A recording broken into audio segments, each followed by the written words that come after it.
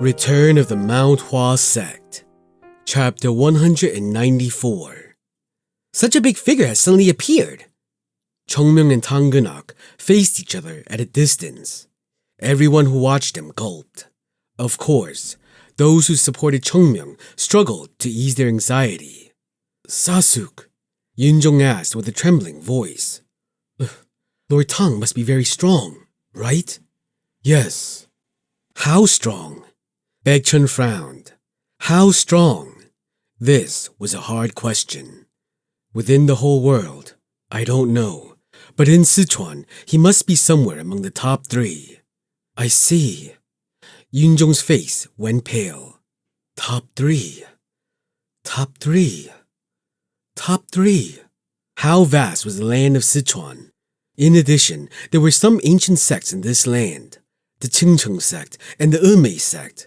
Yet, Tanggenak would still rank within the top 3 strongest. Can Chongmyung deal with such a person? Baekchun kept silent. In fact, the only answer he could give was that he had no idea.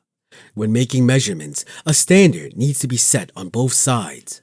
For example, if Baekchun were to measure Yunjong's strength, he would start with the degree of difference between himself and Yunjong.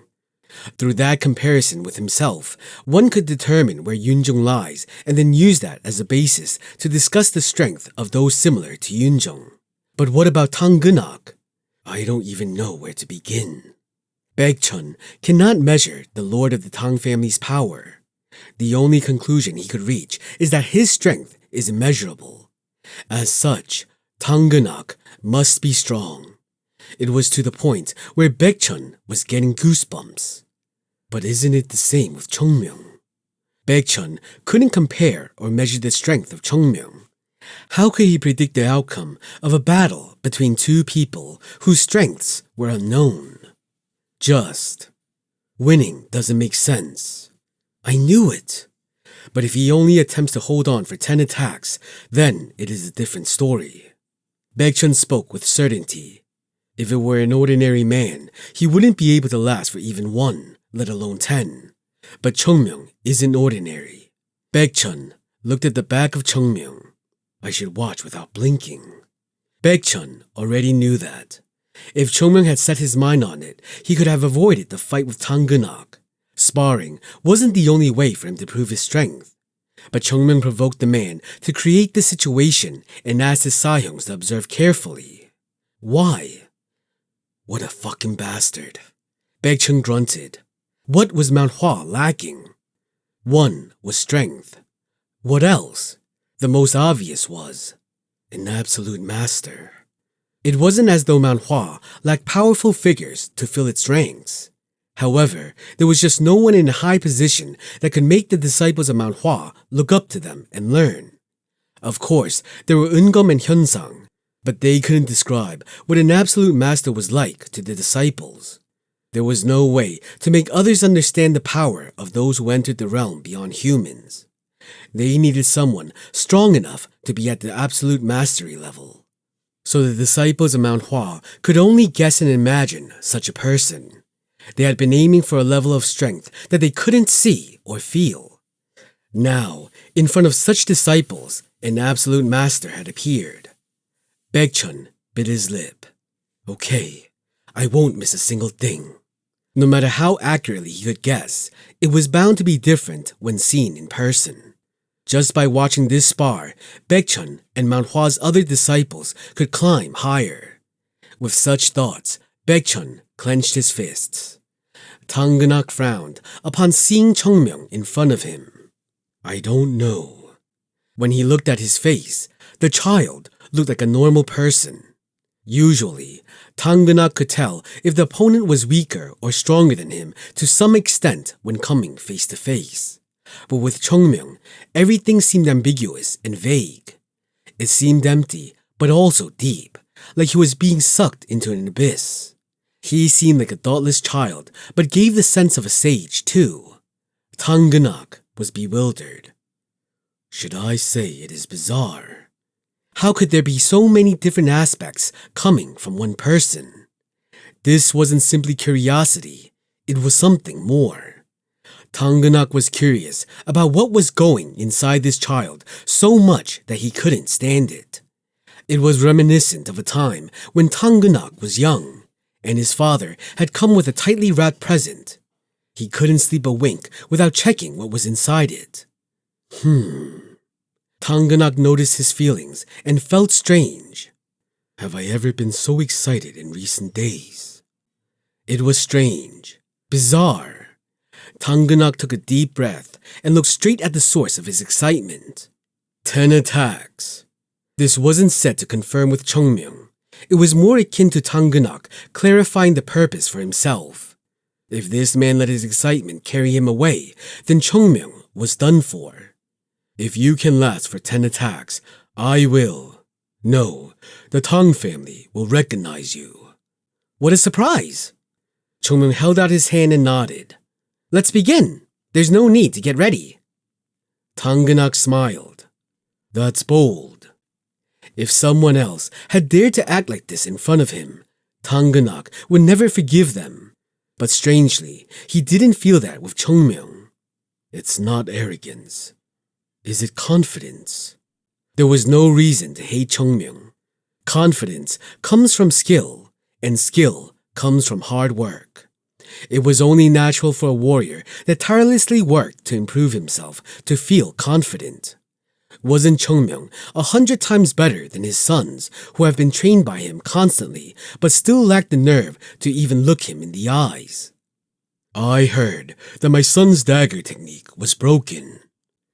Wasn't that Jogul Sahyung? It is the same. Huh? It's entirely different. It is nothing special. Chongmyung looked at Tanganak with strange eyes. Blood doesn't lie. That other Tang bastard was pretending to be a serious person on the outside, but once he spoke, he was a fool. Perhaps this Lord Tang is stupid too. That is why I am going to use the same technique against you. Huh? The one that was already shown once? Do you think it is the same? Chongmyung smiled. As if that's possible. You know it well. Even if it was the same dagger technique, it would never be the same implementation. Even if the same sword technique was used, Jogul, Baekchun, and Chongmyung would each display it differently. As such, there was no way the daggers and needle-based techniques of the Tang family could be the same. Because it all came down to skill. Tanganak slid his hand into his sleeve. In his hand, what came out were old-looking throwing daggers. Chongmyung looked at the blades in Tanganak's hand. He closed his eyes for a moment and opened them again with a slightly stiff face. Long time no see. Willow leaf throwing blades. You should think of it as an honor to face these blades. These daggers were the most loved by the one with the most perfect dagger technique in the long history of the Tang family. Chongmyung smiled. Well, I think I know about those throwing blades a lot better than you. He couldn't help but know. Those old stained blades, because it was something his dear friend had used. The soul-chasing dagger. You returned to your family. It felt a little strange to see these blades in the hands of Tanganak. Chongmyung let out a low sigh and calmed his mind. It is an honor. Honor. Pang! At that moment, along with a terrifying popping sound, the throwing blades in Tanganak's hand flew like a beam passing through Chongmyung's face. Shh! Grazing past his cheek, a small incision split open, and the small line began to drip fresh blood. Seeing this, Tanganak smiled eerily. The word honor doesn't fit, as this won't be an honorable death. Hearing those words, Chongmyung raised his hand and wiped the blood flowing from his cheek and then licked the blood on his fingertips. Oh! And then, with a look of disgust, he shook his hand. I lost my appetite! He couldn't seem to get used to the taste of blood. Chongmyung rubbed the blood onto his clothes and watched Tanganak grin. One attack. What? That was one attack. Now, there's 9 left. Huh? Tanganak looked blankly at Chongmyung. The dagger he released flew right by his face. He must have clearly seen the blade's speed and power, so it wouldn't be strange if he gave up and ran away immediately. But 9 more. I've never met someone like him. Grunt. 2 of the throwing blades in Tanganak's hand rubbed against each other, creating a grating sound. 9 more. The cold eyes of Tanganak looked at Chungmyeong. I think it will be more than enough to take your life. No, you're probably going to regret it, wasting 1 move so clumsily. I'll show you. Shring. Chungmyeong unsheathed his sword. Why, that was a mistake. Now, with this sword. At the same time, the playfulness disappeared from Chungmyeong's face. His sword was slowly raised and aimed towards Tanganak. As soon as the tip of Chungmyeong's sword pointed at him, Tanganak tightened the grip on his dagger. His face hardened at the unfamiliar feeling that filled his heart. What is this feeling? Right. Fear. Tanganak bit his lip. He couldn't comprehend feeling horror from the sword of a child younger than his son. Impossible. The emotion disappeared from Tanganak's face. I am Tanganak, the Poison King. Tanganak, whose self-esteem was slightly hurt, began to embrace the situation. He had no intention of taking this lightly. If the child died because he was unable to stop an attack, then it would be the child's fault. What was the difference between this child and the many other people he had killed? But what if Chungmyeong succeeded in defending everything? The family will truly receive their first guest in decades. A guest who could be acknowledged and treated right. But crack, crack, crack.